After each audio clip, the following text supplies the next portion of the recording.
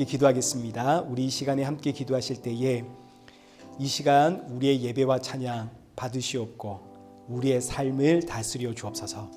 한 주간 지었던 우리의 죄와 불순종과 연약함 용서하여 주옵시고 오늘의 예배를 통하여 또 이 한 주간을 살아갈 수 있는 새 힘과 능력 부어 주옵소서. 우리 함께 기도하며 예배의 자리로 나아가겠습니다. 기도하겠습니다.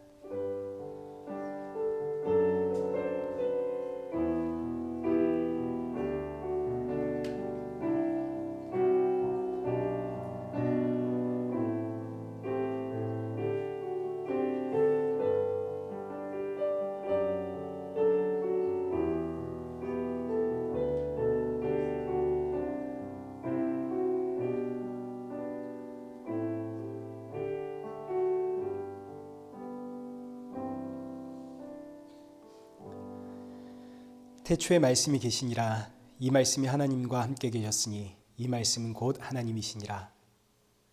살아계신 하나님 아버지, 오늘 이 예배의 자리로 우리를 인도하심에 감사드립니다. 예배를 통하여 날이 갈수록 주님 오실 그날이 더욱 가까워졌음을 알고 나의 생명이신 예수 그리스도를 더욱 의지하며 살아가는 우리 성도들 되어지도록 성령의 충만함 부어 주옵소서. 오늘 예배의 모든 순서 주관하여 주옵시고 새롭게 시작하는 이 한 주도 시험에 들지 않도록 붙들어 주옵시고 나에게 주어진 상황과 환경 가운데 더욱 십자가의 예수님 바라볼 수 있는 우리 복된 성도들 될 수 있도록 그 마음과 중심을 붙잡아 주옵소서. 예수님의 이름으로 기도드리옵나이다. 아멘. 우리 함께 신앙 고백하시겠습니다. 전능하사 천지를 만드신 하나님 아버지를 내가 믿사오며 그 외아들 우리 주 예수 그리스도를 믿사오니 이는 성령으로 잉태하사 동정녀 마리아에게 나시고 본디오 빌라도에게 고난을 받으사 십자가에 못 박혀 죽으시고 장사한 지 사흘 만에 죽은 자 가운데서 다시 살아나시며 하늘에 오르사 전능하신 하나님 우편에 앉아 계시다가 저리로서 산자와 죽은 자를 심판하러 오시리라. 성령을 믿사오며 거룩한 공예와 성도가 서로 교통하는 것과 죄를 사하여 주시는 것과 몸이 다시 사는 것과 영원히 사는 것을 믿사옵나이다. 아멘. 우리 교독문 제129번을 우리 함께 교독하시겠습니다. 교독문 129번입니다. 시온에 따라 크게 기뻐할지어다. 보라, 내 왕이 내게 임하시나니 그는 공의로우시며 구원을 베푸시며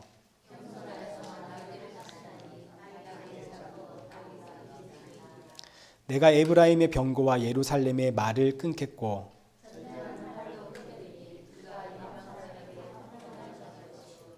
그의 통치는 바다에서 바다까지 이루고 앞에서 가고 뒤에서 따르는 무리가 소리 높여 이르되 함께 읽겠습니다. 주의 이름으로 오시는 이여 가장 높은 곳에서 호산나 하더라. 아멘. 찬송가 140장 함께 찬양하겠습니다.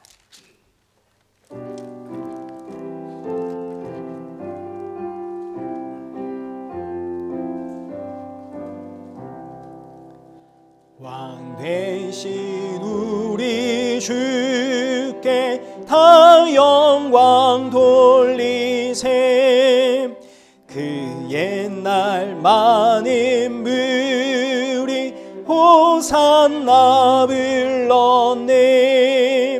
다윗의 자손으로 세상에 오시어 왕 위에 오른 주께 다 영광 돌리세. 저 천군 천사들이 호산나 부르니 뒤따라 가던 무리 다 화답하도다. 저 유대 백성 같이 종려같이 들고 오시는 주를 맞아 호산나 부르세. 주 고난 받기 전에 수많은 무리가 영광의 찬송 불러 주 찬양하였네. 이같이 우리들도 주 환영하오니 기넓은 사랑 안에 다 받아 주소서. 아멘.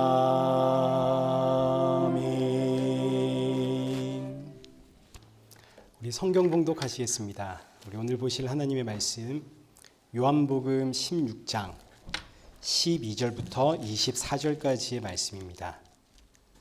우리 좀 길지만 우리 한 절씩 교독하겠습니다.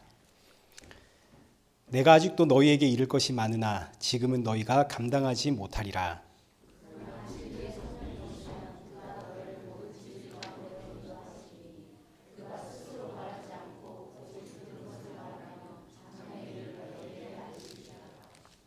그가 내 영광을 나타내리니 내 것을 가지고 너희에게 알리시겠음이라.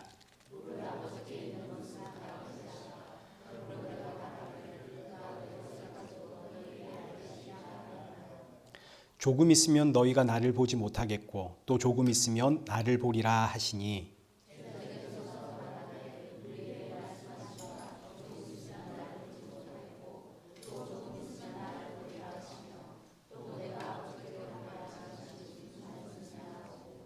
또 말하되 조금 있으면이라 하신 말씀이 무슨 말씀이냐, 무엇을 말씀하시는지 알지 못하노라 하거늘.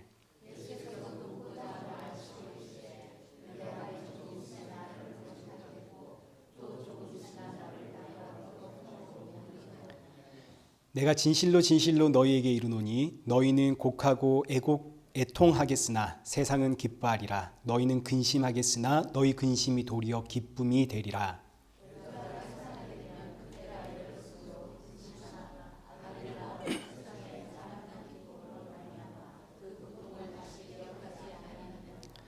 지금은 너희가 근심하나 내가 다시 너희를 보리니 너희 마음이 기쁠 것이요 너희 기쁨을 빼앗을 자가 없으리라.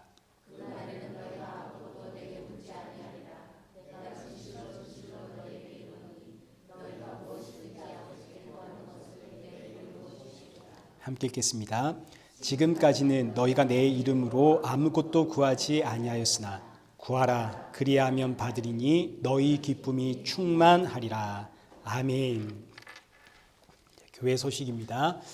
우리 다음 주는 부활절입니다. 부활절에는 성찬식이 있는데 이제 이번 성찬식 준비 포도주를 우리 박소자 권사님 준비하기로 하셨습니다. 그런데 이제 보통 떡을 우리 한혜주 권사님 준비하시는데 이제 코로나로 이제 힘드셔가지고 오늘도 못 나오셨거든요. 우리 한혜주 권사님의 가정, 그 남편 집사님의 건강을 위해서 여러분 기도 많이 부탁을 드립니다. 그래서 이제 우리 박수자 권사님 준비하시는 김에 떡도 같이 이렇게 준비해 주시면 감사하겠습니다. 네, 그리고 우리 강영자 권사님과 고흥욱 장로님의 가정 여전히 코로나로 격리 중에 계시니까요. 여러분 기도 많이 부탁을 드립니다. 다음 주 기도는 우리 김혜영 권사님 부탁을 드리겠습니다. 우리 이 시간에는 은혜 아니면 살아갈 수 없네 우리 찬양하시면서 준비하신 헌금 우리 하나님 앞에 봉헌하도록 하겠습니다.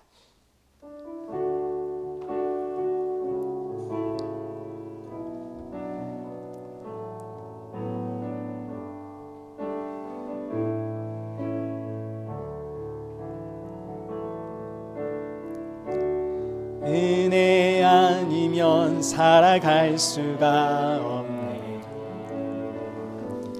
호흡마저도 다 주의 것이니 세상 평안과 위로 내게 예수 오직 예수뿐이네. 크신 계획 다 볼 수도 없고 작은 고난에 지쳐도 주께 묶인 나의 모든 삶 버티고 견디게 하시네. 은혜 아니면 살아갈 수가 없네. 나의 모든 것 다 주께 맡기니 참된 평안과 위로 내게 주신 주 예수 오직 예수뿐이네. 기도하겠습니다. 살아계신 하나님 아버지 감사합니다. 이 시간 주님 앞에 빈손으로 나오지 않게 하심 감사합니다. 비록 우리가 드리는 것은 작은 예물이지만 그러나 이 예물 준비할 때마다 날 위해 십자가에 죽으신 예수 그리스도를 기억하게 하시고 돌아가는 우리 성도들의 마음속에 그 십자가의 보혈이 충만케 하여 주옵소서. 이 시간 말씀 듣습니다. 주시는 말씀을 통해 나의 모습 다시 한번 돌아보고 점검하며 이 한 주도 그 십자가의 증인으로 살아가는 우리 성도들 되어질 수 있도록 크신 은혜 허락하여 주옵소서. 예수님의 이름으로 기도드리옵나이다. 아멘. 우리 오늘 본문은 요한복음 16장 12절에서 24절의 말씀입니다. 너희 기쁨이 충만하리라 라는 제목으로 우리 본문의 말씀 우리 함께 살펴보도록 하겠습니다. 먼저 지난주에는 성령이 오시면 우리에게 임하는 성령의 객관적 사역에 대해서 우리가 살펴보았습니다. 성령님이 오실 때에 우리 개개인에게 일어나는 주관적인 역사들은 굉장히 다양한 모습으로 나타납니다. 어떤 분들은 진한 감동에 눈물을 흘릴 수 있고 또 대성통곡을 할 수도 있고 어떤 분들은 방언을 할 수도 있고 어떤 분들은 귀신을 쫓아낼 수도 있겠죠. 또 반대로 어떤 분들은 아무런 감정적인 변화는 없지만 내적 확신은 더욱더 분명해질 것이고 또 어떤 분들은 감사가 충만해질 것이고 또 어떤 분들은 용서의 마음, 사랑의 마음이 충만해지고 또 어떤 분들은 인내와 오래 참음의 마음이 강해지고 그럴 겁니다. 성령이 우리 개개인에게 오셔서 하시는 일은 그야말로 너무나 다양하기 때문에 우리가 어떻게 한마디로 정의할 수도 없고 평가할 수도 없고, 왜냐하면 성령님이 하고자 하시면 이 천지를 창조하신 성령님 삼위일체 하나님 아닙니까? 그러니 성령님이 하고자 하시면 무슨 일인들 못하시겠습니까? 그러나 그럼에도 불구하고 모든 성도들에게 공통적으로 일어나는 객관적인 사역이 있는데 그것이 지난주에 우리가 살펴보았던 8절 이하의 말씀입니다. 성령이 오시면 죄에 대하여, 의에 대하여, 그리고 심판에 대하여 세상을 책망하십니다. 성령이 오시면 그동안 우리가 가지고 있었던 이 세상의 기준이 완전히 달라진다는 이야기죠. 과거에는 죄와 의와 심판의 기준이 전부 사람이었습니다. 사람을 보호하기 위한 법과 윤리와 도덕 그리고 상식과 예의를 잘 지키며 살아가는 사람은 의로운 사람이고, 법과 윤리와 도덕과 상식과 예의를 제대로 지키지 않는 사람들은 의인이 아니죠. 이들은 죄인입니다. 특히 사람에게 피해를 입힌다면 이 사람은 심판을 받습니다. 그러나 이제 하늘로부터 성령이 나에게 임하시면 죄와 의와 심판의 기준이 완전히 바뀌는데 그 모든 것의 기준은 예수님이 됩니다. 유대인들의 율법은 이 땅에서 가장 완벽한 법입니다. 가장 상식적이고 가장 윤리적이고 가장 도덕적이고 가장 사람을 보호해주는 법입니다. 이 땅에 존재하는 모든 법의 대표가 율법이죠. 이 땅에 존재하는 모든 나라의 법들은 대부분 이 율법의 영향을 받았습니다. 부인할 수가 없는 사실입니다. 근데 이 율법을 흠없이 지키는 유대인들이 율법으로 예수님을 십자가에 죽이죠. 그리고 나서 그 다음에 어떤 일이 일어났냐면 십자가에 죽은 예수님이 죽으신 지 3일 만에 죽음에서 다시 살아나셨습니다. 예수님의 부활. 이 부활이 어떤 의미를 가지냐면 원래 죄의 삭은 죽음입니다. 죄인은 반드시 죽습니다. 유대인들은 율법으로 예수님을 죄인이라 규정했고 예수님을 십자가에 죽였죠. 근데 너무너무 놀랍게도 이 죽음이 예수님을 토해냈습니다. 왜요? 예수님이 죄가 없거든요. 죽음은 죄인을 삼키는데 예수님은 죄인이 아니기 때문에 이 죽음이 예수님을 토해내더라. 이게 부활입니다. 유대인들의 상식으로는 율법을 지켜야만 의인입니다. 그러나 율법을 아무리 잘 지키는 사람도 결국은 죽습니다. 반면 율법으로 죄인이라 규정한 예수님은 죽음이 토해냅니다. 이로 인해서 밝혀진 것이 이 땅에서 아무리 법을 잘 지키고 윤리 도덕적으로 훌륭하게 살아가는 사람이라 하더라도 그 사람은 결국 죽음에 삼켜지는 죄인이고 오직 예수 그리스도만이 죄가 없으신 의인이다 하는 사실이 밝혀졌죠. 이게 부활의 의미입니다. 죽음이 예수님을 삼킬 수가 없더라. 왜냐하면 예수님은 죄가 없기 때문에. 뿐만 아니라 이 세상의 심판도 결국은 죄인이 죄인을 심판하는 이야기이기 때문에 우리 지난주에 보았듯이 하나님 앞에서는 전부 50보 100보의 이야기가 되는 겁니다. 심판은 죄가 없는 분이 해야죠. 죄인이 어떻게 죄인을 심판하겠습니까? 그러니 이 땅의 유일한 심판자는 오직 죄가 없으신 예수 그리스도뿐입니다. 성령이 오시면 드디어 이 사실을 아는 겁니다. 이 땅의 의인은 오직 예수 그리스도.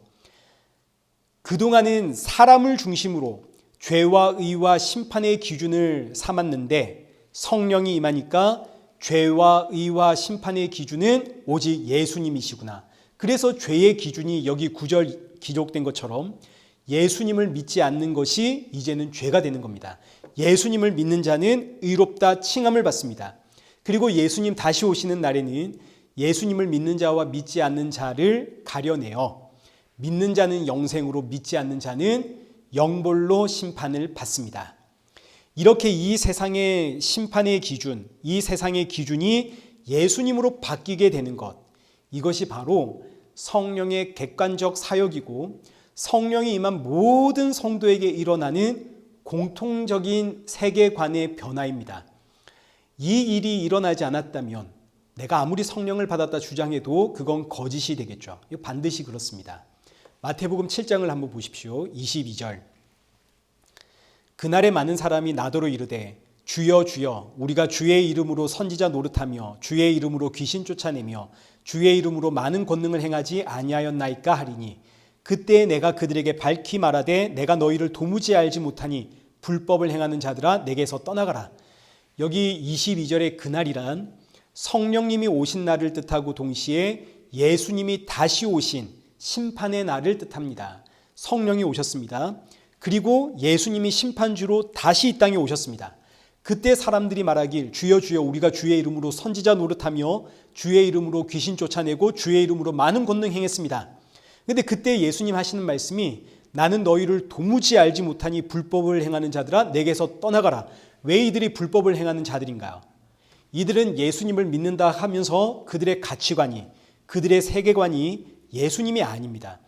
죄와 의와 심판의 기준이 여전히 사람입니다. 내가 이런 일을 했고 나를 통해서 이런 일들이 일어났고 그러니 이런 내가 하나님의 사람이 아니라면 누가 하나님의 사람이란 말이냐?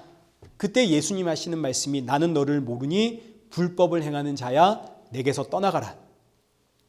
이것이 바로 말세의 교회 안에서 일어나는 일입니다.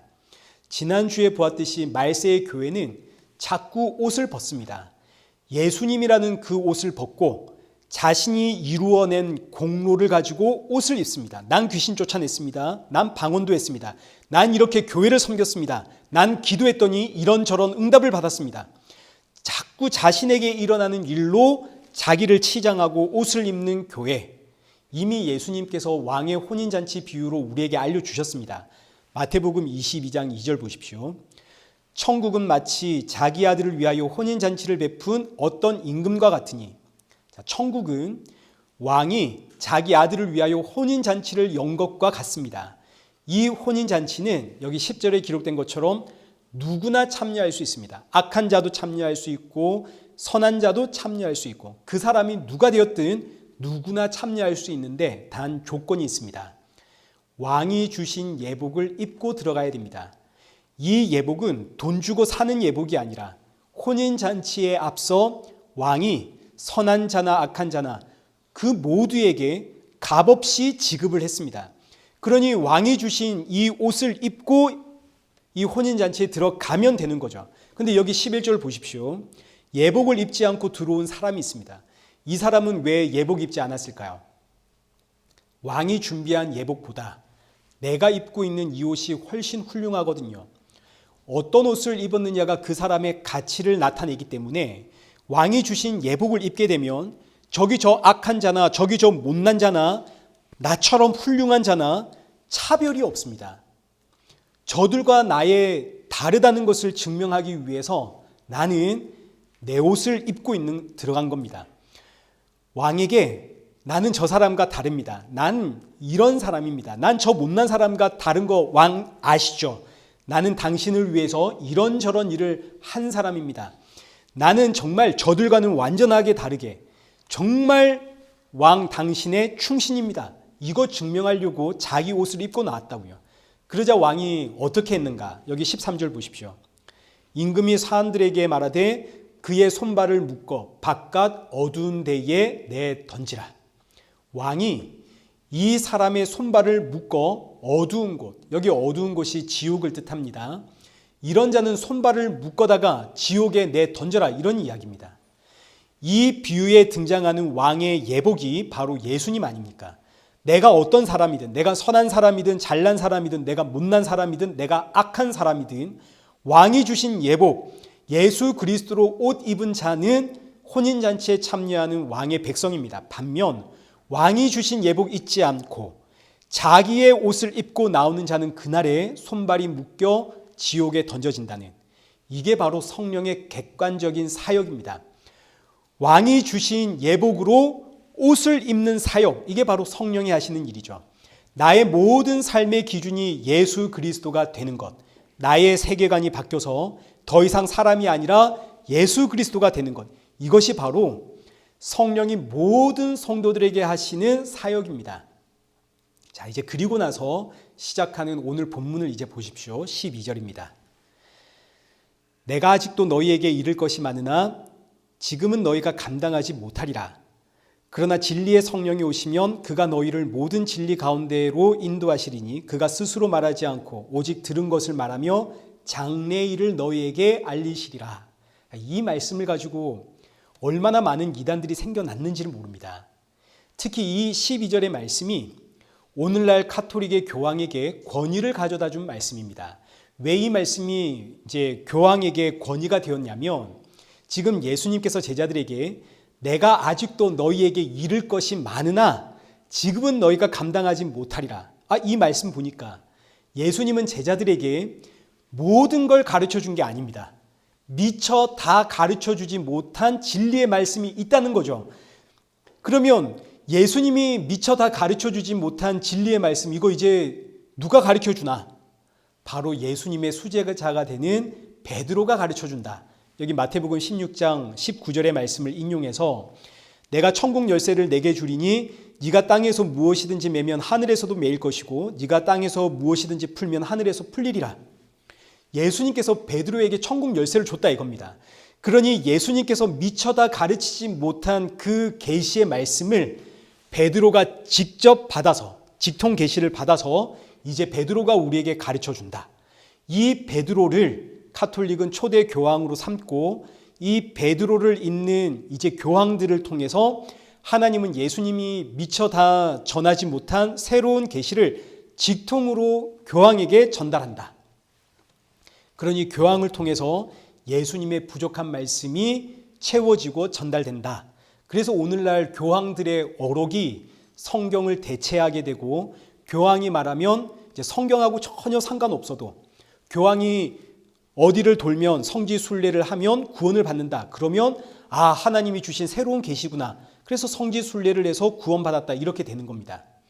이런 해석이 참 그럴듯하지만 이제 모든 이단들이 그렇듯 성경의 이 한 구절만 가지고 악의적인 해석을 하게 되면 이제 이렇게 되는 것인데, 이런 해석들이 진짜냐 가짜냐 구별하는 방법은 하나입니다. 이런 해석들을 보시면 거기에는 예수 그리스도의 온전한 사역이 없습니다. 모든 이단들의 주장은 한결같이 이 땅에 오신 예수님은 완전하지 못했다입니다. 여기 요한일서 4장 3절 한번 보십시오. 예수를 시인하지 아니하는 영마다 하나님께 속한 것이 아니니 이것이 적 그리스도의 영이니라. 육으로 오신 예수님과 이 땅에서 하신 예수님의 그 모든 사역을 부정하는 것이 이단들의 특징입니다. 그래서 예수님이 미처 다 이루지 못했던 사역을 이루기 위해 내가 왔다 이거 아닙니까? 모든 이단들은 다 그렇습니다. 그러나 여기 본문 12절의 말씀은 예수님의 불완전한 사역을 이야기하는 것이 아니라 예수님께서 지금 제자들에게 내가 좀 부족하게 가르쳤다 이런 의미가 아니라 제자들이 예수님의 가르침을 지금은 깨닫지 못한다 이런 뜻입니다. 예수님이 덜 가르치신 게 아닙니다. 예수님은 전부 가르쳐 주었습니다. 그러나 지금은 제자들이 이 말씀의 의미를 감당하지 못한다 이런 뜻입니다. 그래서 여기 13절에 그러나 진리의 성령이 오시면 그가 너희를 모든 진리 가운데로 인도하시리니 그가 스스로 말하지 않고 오직 들은 것을 말하며 장래일을 너희에게 알리시리라. 진리의 성령이 오시면 그때 비로소 예수님의 말씀을 다 기억하게 되고 다시 깨닫게 된다 이거죠. 왜냐하면 진리의 성령은 우리를 모든 진리 가운데로 인도하는 영이기 때문에. 그럼 이제 진리는 뭐냐? 예수님께서 시작부터 말씀을 하셨습니다. 요한복음 14장 6절 내가 곧 길이요 진리요 생명이다. 지금 요한복음 14장, 15장, 16장, 17장은 전부 한 단락입니다. 예수님께서 십자가에 잡히시기 직전 제자들에게 주는 마지막 가르침, 그 시작부터 예수님께서 선포를 하시면서 시작을 하는 거죠. 내가 길이고 진리고 생명이다. 그리고 오늘 본문 13절 진리의 성령이 오시는데 진리가 예수님이니까 진리의 성령이란 다른 말로 하면 예수님의 영이 되겠죠. 예수님의 영이 임하면 그가 너희를 모든 진리 가운데로 인도하는데 모든 진리가 뭡니까? 이게 예수님이 되는 겁니다. 그래서 진리의 성령이 오시면 성도는 모든 진리가 되시는 예수님께로 나아가게 됩니다. 성도의 모든 가치와 모든 세계관이 예수님이 된다는 이야기죠. 죄와 의와 심판의 기준이 예수님이 되더라. 따라서 성령이 임한 증거가 뭐냐? 예수님이 나의 주인입니다라는 고백이 있다는 것. 이게 바로 성령이 임했다는 증거가 되는 겁니다. 다른 건 없습니다. 아무리 방언을 하고 귀신 쫓아내고 아무리 놀라운 일들을 행해도 예수님이 나의 주입니다라는 고백이 없으면 성령이 임한 이야기가 아닌 거죠. 그럼 무서운 이야기가 되는 겁니다. 로마서 10장 9절 보십시오. 내가 만일 내 입으로 예수를 주라 시인하며 또 하나님께서 그를 죽은 자 가운데서 살리신 것을 내 마음에 믿으면 구원을 받으리라. 빌립보서 2장 11절 모든 입으로 예수 그리스도를 주라 시인하여 하나님 아버지께 영광을 돌리게 하셨느니라.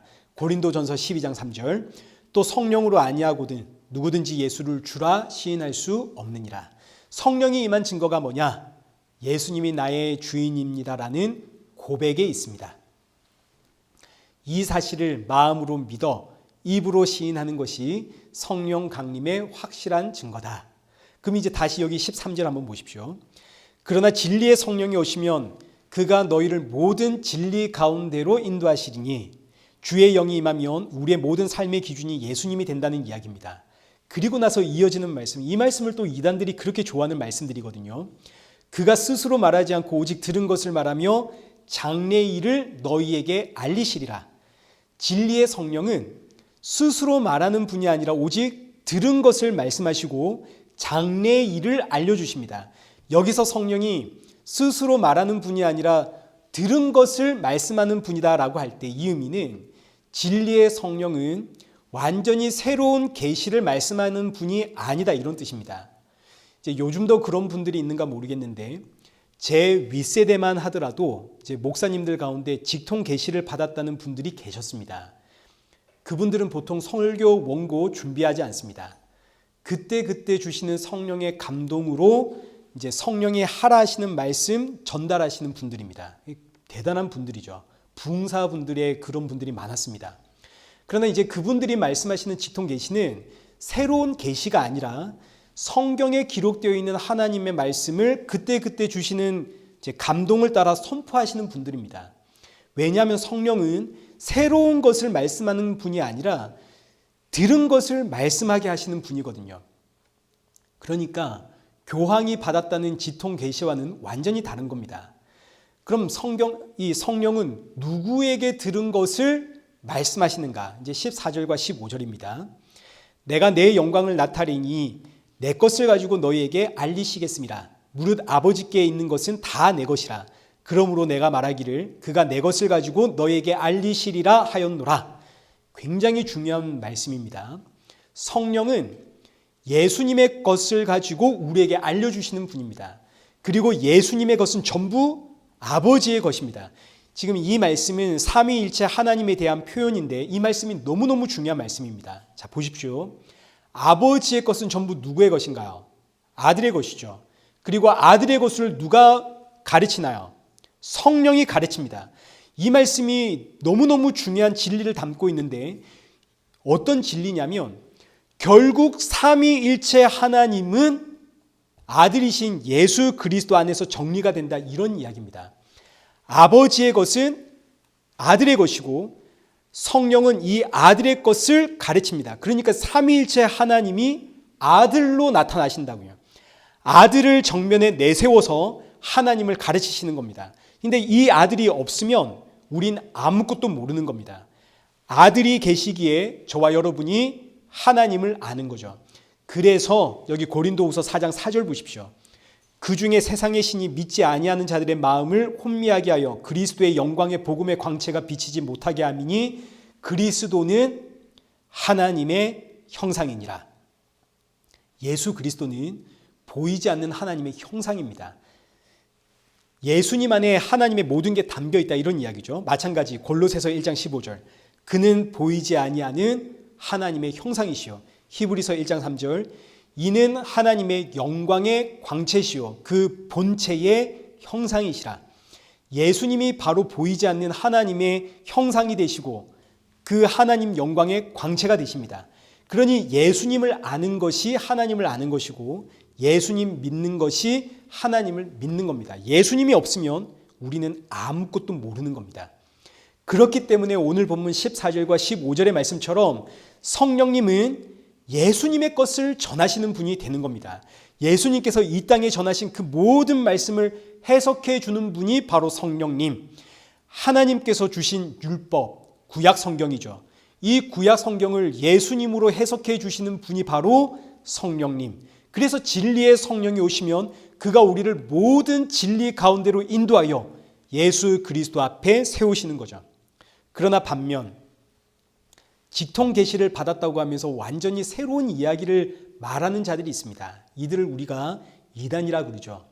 이단들은 성경에 없는 완전한 새로운 계시를 이야기하는데, 왜냐하면 여기 13절 하반절에 성령이 장래일을 너에게 알려주신다, 이렇게 이야기를 했기 때문입니다. 성경 말고 하나님께서 나에게 장래의 일에 대한 걸 직통으로 계시해 주셨다, 이거죠. 그러나 여기에 기록되어 있는 장래의 일도 예수님께서 이미 다 하신 말씀입니다. 장래의 일이란 말세에 일어날 일로 마태복음 24장 3절에 제자들에게 세상 끝에 어떤 일이 일어날 건지를 다 말씀해 주셨습니다.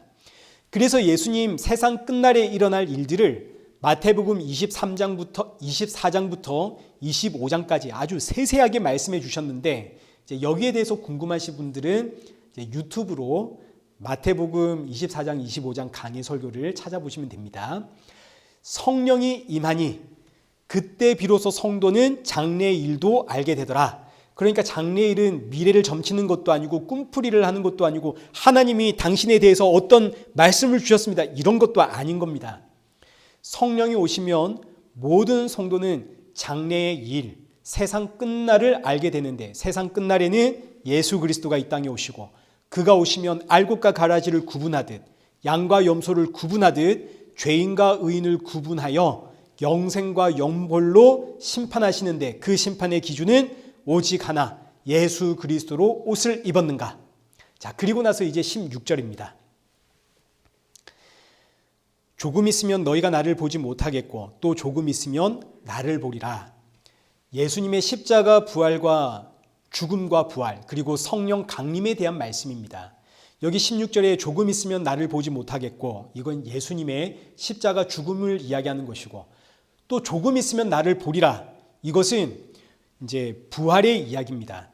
부활의 주를 제자들이 보게 되죠. 그리고 동시에 오순절 성령 강림을 통해서 내가 예수님 안에 예수님이 내 안에 계심을 이제 알게 됩니다.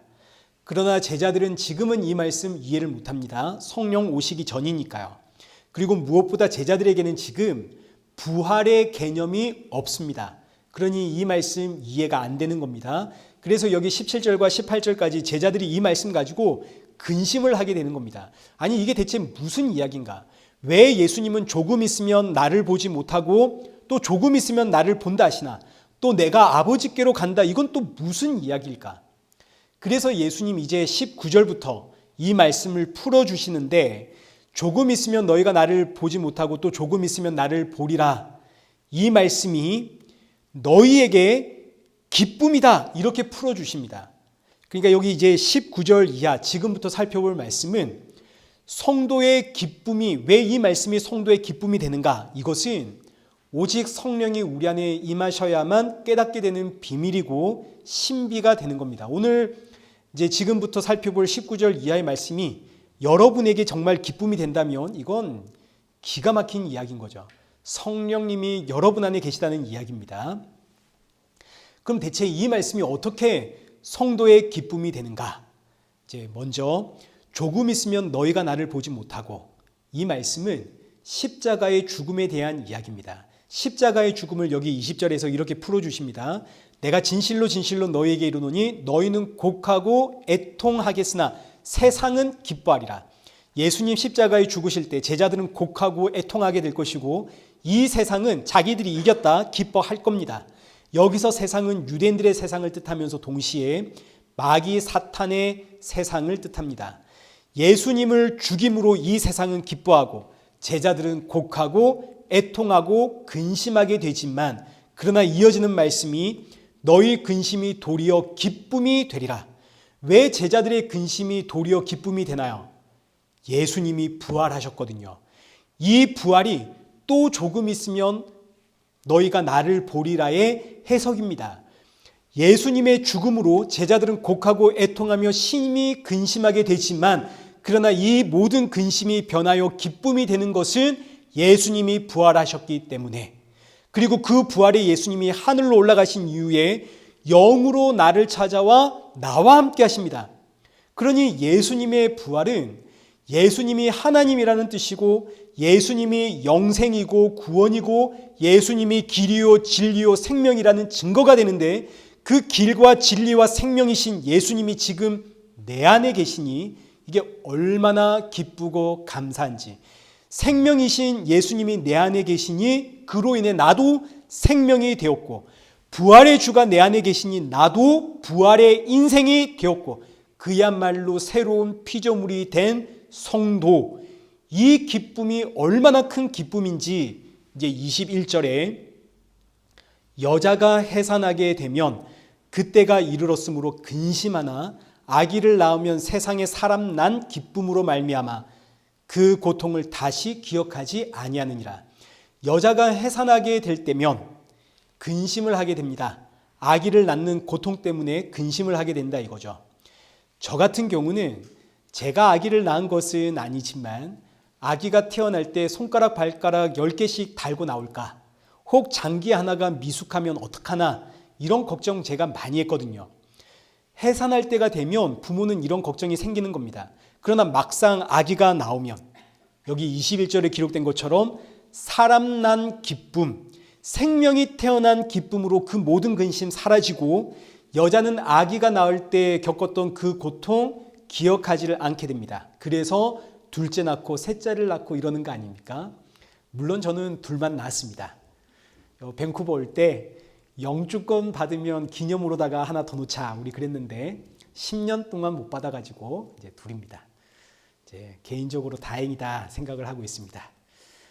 예수님의 부활이 주는 기쁨, 생명이 태어나는 기쁨입니다. 예수 그리스도 안에서 내가 생명이 되었구나의 기쁨. 그래서 이어지는 본문 22절입니다. 지금은 너희가 근심하나 내가 다시 너희를 보리니 너희 마음이 기쁠 것이고 그 기쁨을 빼앗을 자가 없으리라. 예수 그리스도의 부활의 이 기쁨은 그 누구도 빼앗아갈 수가 없습니다. 성령님이 나에게 찾아온 이 기쁨은 그 무엇도 빼앗을 수가 없다는 이야기입니다. 그러니까 성도의 기쁨은 다른 것이 아니라 예수 그리스도의 부활의 기쁨이요, 동시에 성령이 내 안에 찾아오신 기쁨입니다. 예수님의 부활하셨습니다. 그 부활의 주가 지금 나를 찾아와 내 안에 계시고 나를 생명되게 했습니다. 이게 얼마나 기쁜지. 이 기쁨이 성도의 기쁨입니다. 다른 게 아닙니다. 이 기쁨은 오직 성령이 임할 때 알게 되는 겁니다. 이건 세상이 줄 수도 없고 세상은 이해할 수도 없는 기쁨입니다. 오직 성도만 누리는 부활의 기쁨, 생명의 기쁨, 영생의 기쁨, 구원의 기쁨. 우리가 이 세상 살아가면서 기쁠 일이 뭐가 있습니까? 자녀들이 주는 기쁨, 어려운 문제가 해결되는 기쁨, 성취의 기쁨, 성공한 기쁨, 이 땅에서 다양한 기쁨들이 있지만 그러나 그거 영원하지가 않습니다. 그 순간뿐입니다. 돌아서면 금세 또 다른 걱정과 근심거리들이 우리 안에 있습니다. 그러나 부활의 주를 묵상해 보십시오. 생명의 주를 묵상해 보시고 그 부활의 주가 내 안에 계심을 묵상해 보십시오. 세상이 빼앗을 수 없는 기쁨이 내 안에 있습니다. 부활의 주요 생명의 주가 지금 내 안에 계십니다. 나는 부활의 주가 내 안에 계시기 때문에 새로운 피조물 되었습니다. 이 기쁨은 영원한 기쁨입니다. 성도라면 누구나 한 번씩은 경험했고 제가 설명하지 않아도 사실은 설명할 수도 없죠. 그러나 성도라면 누구나 공감하는 기쁨 아닙니까? 세상살이 너무 지치고 힘들어도 부활의 주, 생명의 주 묵상할 때 찾아오는 그 기쁨과 감사와 평안. 그래서 이어지는 말씀이 23절, 24절에 기도해라입니다. 기도해라. 오늘 본문의 결론입니다. 기도해라. 무엇을 위해서? 이 말씀이 굉장히 우리에게 위로가 되는 말씀인데 23절 한번 보겠습니다. 그날에는 너희가 아무것도 내게 묻지 아니하리라. 내가 진실로 진실로 너희에게 이르노니 너희가 무엇이든지 아버지께 구하는 것을 내 이름으로 주시리라. 자, 지금 이 말씀 보시면 그날에는 너희가 아무것도 내게 묻지 않는다 그럽니다. 여기서 그날은 성령님이 오시는 날이고 묻지 않는다 이 말은 구하지 않는다 이런 뜻입니다. 기도하지 않는다, 구하지 않는다. 그날이 되면 너희가 나에게 기도할 게 없다 이런 이야기입니다. 아무것도 나에게 구하지 않는다. 그러나 이어진 말씀은 그러나 너희가 무엇이든지 아버지께 구하면 내 이름으로 주시리라. 이 말씀이 복음이고 이 말씀이 얼마나 감사한 말씀인지 모릅니다. 그날이 되면 성도는 아무것도 구할 게 없습니다. 그러나 예수님은 구해라 그러십니다. 이게 무슨 이야기인가? 먼저 그날이 되면 성도가 구할 게 없다 이 말은 성령이 오시면 그 사람의 모든 것이 예수님이 되어버렸기 때문에 예수님이 나의 전부가 되어버렸기 때문에 더 이상 이 세상에서 구할 게 없는 인생이 되었습니다. 천지를 창조하신 예수님이 내 안에 함께 하신다는 이야기는 그야말로 전부를 내가 가졌다는 이야기 아닙니까? 그래서 구할 게 이제는 없습니다. 한 번씩 목사님 설교 들으면 기도할 게 사라져요 이런 말씀하시는 분들이 계시는데 이게 맞는 이야기입니다. 우린 더 이상 이 세상에 구할 게 없는 인생입니다. 세상의 부귀영화는 더 이상 우리의 기도 제목이 아닌 거죠. 그러나 그럼에도 불구하고 우리는 여전히 이 세상의 부귀영화를 탐내며 살아가는 인생입니다. 성공하고 싶고 잘 살고 싶고 돈 좀 많았으면 좋겠고 그렇지 않습니까? 이 세상의 모든 근심과 걱정과 염려는 전부 내 안의 탐심과 연결되어 있습니다. 그냥 내가 다 내려놓으면 되는데 우리 이거 못 내려놓는다고요. 이게 바로 육신을 가지고 있는 성도의 한계입니다. 정답은 압니다. 그러나 이 정답대로 살 수 있는 실력이 없습니다. 이게 성도의 한계입니다. 그래서 예수님이 구하라 하시는 겁니다. 더 이상 구할 게 없는 인생이 되었지만 그러나 구해라. 무엇이든지 구하면 내 이름으로 주겠다. 이 말씀이 얼마나 복된 말씀인지. 그래서 우리가 담대하게 우리 모든 필요를 하나님 앞에 기도할 수 있는 겁니다. 24절도 보십시오. 지금까지는 너희가 내 이름으로 아무것도 구하지 아니하였으나 구하라. 그리하면 받으리니 너희 기쁨이 충만하리라. 자, 보십시오. 23절 시작에는 너희가 아무것도 구할 게 없는 인생이 되었다. 그런데 그 23절 하반절에서는, 그리고 24절에서는 그러나 구해라. 왜냐하면 예수님은 우리의 한계를 아시거든요. 우리는 예수님만으로 만족하며 살지 못하는 인생입니다. 제가 우리 젊은 부부들과 이제 예배 후에 종종 이야기를 많이 나누는데, 우리 젊은 집사님들 가운데 지금 삶에 만족하며 살아가시는 분들이 단 한 명도 없습니다.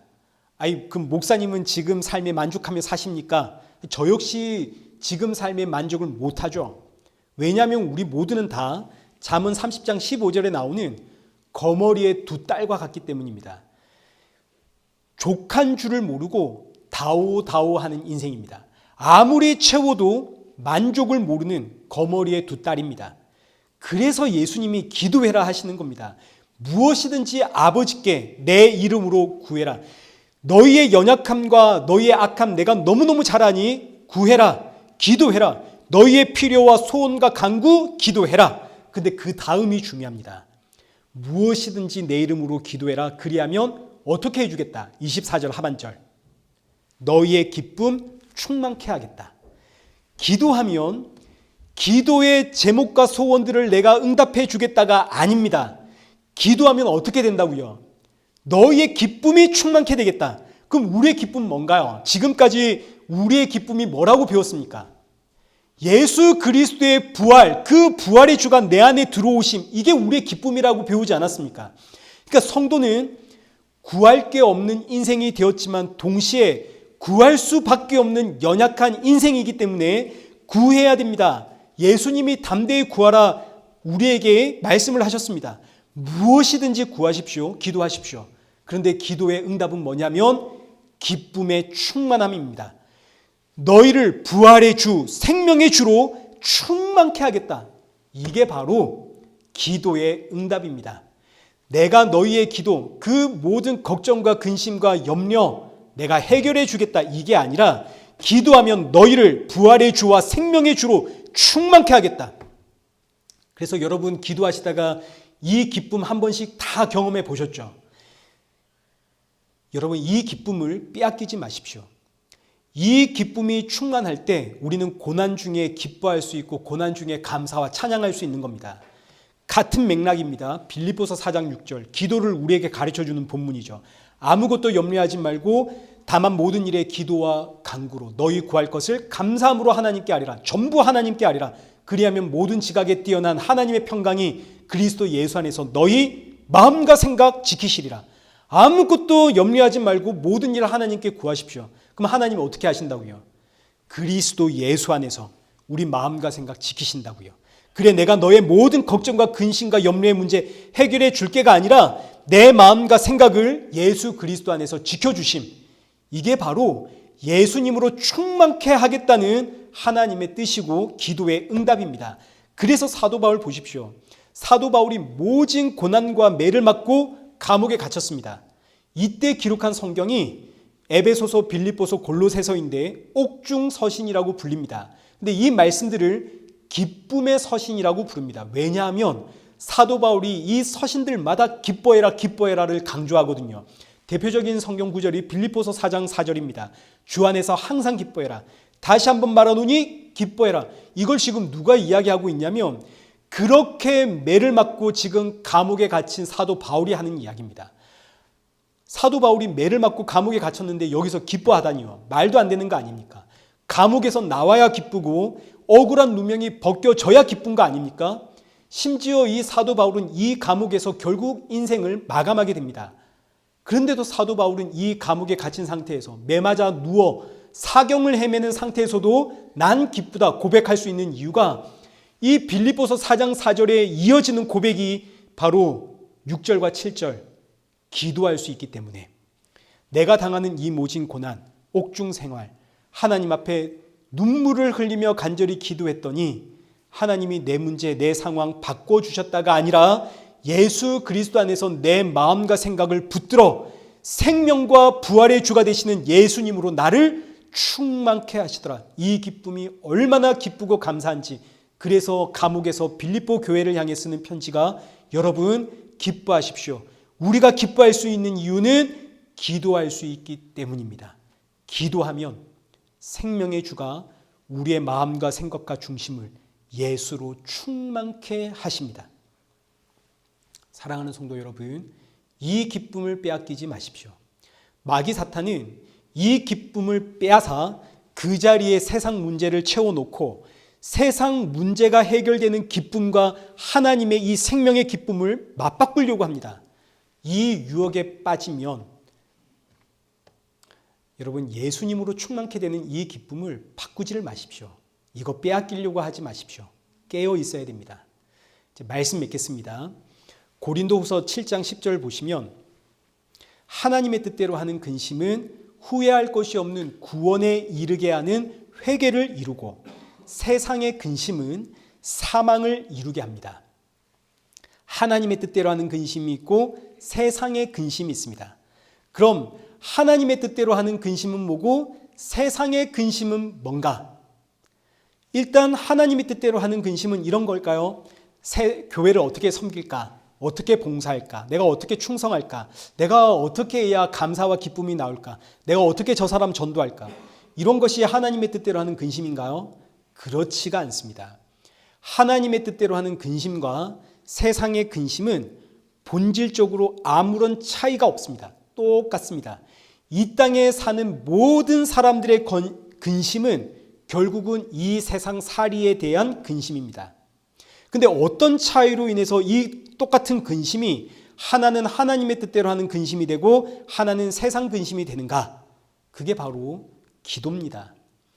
이 세상을 살아가는 성도나 불신자나 모두 똑같은 문제로 근심을 합니다. 그러나 불신자는 기도하지를 않습니다. 그래서 그들의 근심은 세상 근심이고 세상 근심은 사망으로 갑니다. 반면 성도의 근심은 성도로 하여금 기도하게 만듭니다. 그래서 성도의 근심을 하나님의 뜻대로 하는 근심이다라고 표현을 하는 거죠. 이게 얼마나 복된 말씀인지, 저와 여러분이 하나님의 자녀이기 때문에 지금 예수님을 믿지 않는 저 사람과 똑같은 근심을 하고 있어도 우리의 근심은 하나님의 뜻대로 하는 근심이 된다는 이야기입니다. 그래서 여기 11절 보십시오. 보라, 하나님의 뜻대로 하게 된 이 근심이 너희로 얼마나 간절하게 하며. 성도의 근심은 기도하게 만듭니다. 이 문제 해결을 위해서 우리가 얼마나 간절히 기도하는지 철야를 하고 금식을 하고 수양관에 들어가고 산 위에 올라가서 얼마나 간절히 이 문제 해결해 달라고 기도하는지. 근데 그렇게 기도했더니 어떻게 되었더라? 내 안이 예수로 충만케 되었더라. 그래서 하나님의 뜻대로 하는 근심입니다. 이 땅에서 성도가 가지는 모든 근심의 내용은 세상의 문제들입니다. 그러나 이 근심이 하나님의 뜻대로 하는 근심이 되는 이유는 저와 여러분이 하나님의 백성이기 때문에 이 세상 근심이 나로 하여금 하나님 앞에 기도하게 만들고, 기도하는 성도는 하나님께서 그 안에 예수 생명을 충만케 하여 결국 성도의 모든 근심을 하나님의 뜻대로 구원에 이르게 하는 근심이 되게 하시더라. 그러니 사랑하는 성도 여러분, 오늘 걱정과 근심과 염려가 있으십니까? 세상 사람들에게는 그 근심이 사망으로 끌고 가는 근심이지만, 그러나 오늘 저와 여러분의 걱정과 근심과 염려는 전부 하나님의 뜻대로 하는 근심이고 걱정이고 염려입니다. 이 근심들이 결국 우리를 기도하게 하고, 기도하는 우리는 결국 부활의 주요 생명의 주가 되시는 예수님으로 충만케 됩니다. 이를 위한 근심인 줄 알고 근심과 걱정과 염려 가운데 부활의 주가 주시는 기쁨으로 충만케 됨을 경험하시고, 이 경험으로 인해 더 많이 감사하고 찬양하며 이 복된 생명의 주를 증거하는 그런 복된 저와 여러분 되시기를 축원합니다. 우리 함께 찬양하겠습니다. 우리 예수 찬양하겠습니다.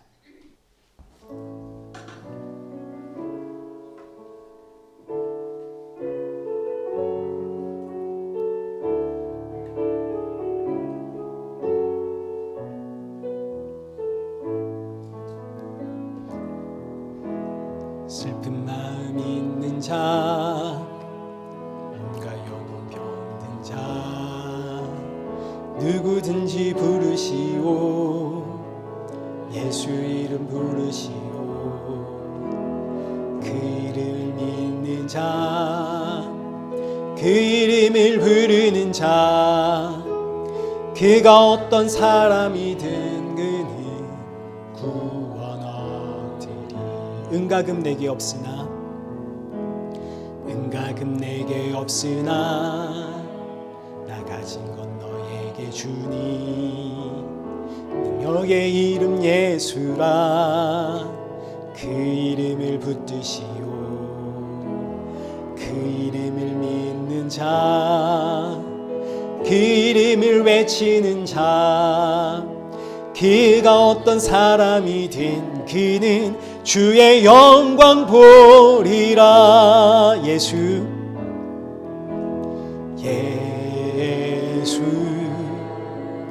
예수, 오 능력의 그 이름 예수, 나 외쳐 부르네. 예수,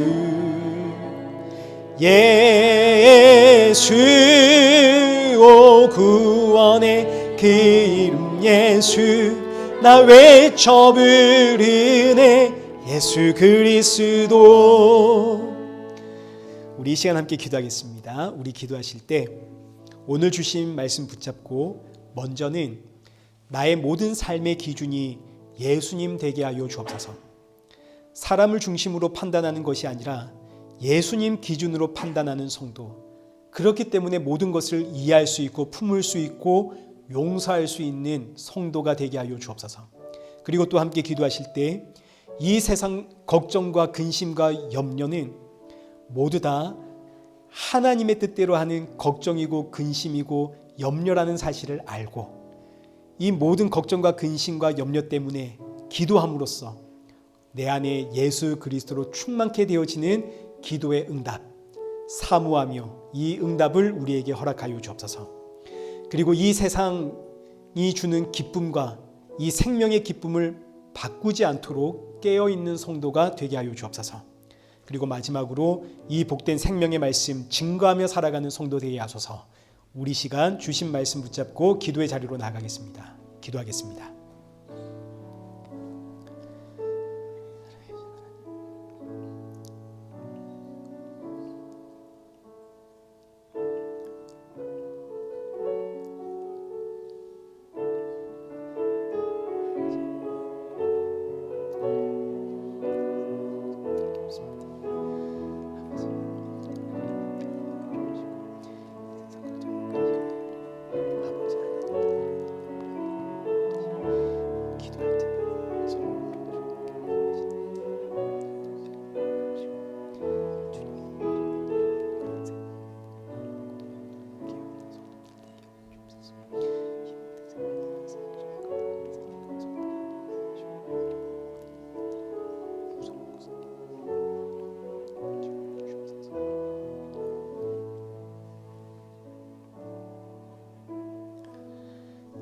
살아계신 하나님 아버지, 우린 너무너무 연약한 인생입니다. 예수님이 나의 전부이지만 그럼에도 여전히 세상을 향한 탐욕이 끝나지를 않는 인생입니다. 이런 우리에게 기도할 수 있는 특권을 주시고 기도하기에 세상을 이길 수 있는 힘, 예수님으로 충만케 되는 은혜 부어주시니 감사합니다.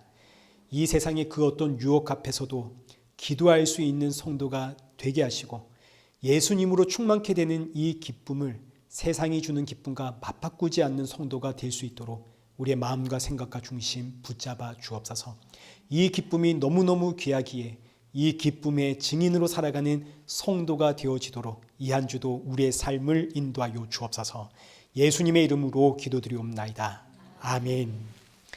이제는 우리 주 예수 그리스도의 은혜와 성부 하나님의 크신 사랑과 성령 하나님의 위로교통 충만하심이 주가 주신 기쁨으로 고난 중에도 감사할 수 있고 찬양할 수 있고 웃을 수 있고 복음의 증인으로 살아갈 수 있는 우리 일회교회와 성도들과 온 세계교회 머리머리 위에 이제로부터 영원토록 함께 있을지어다. 아멘.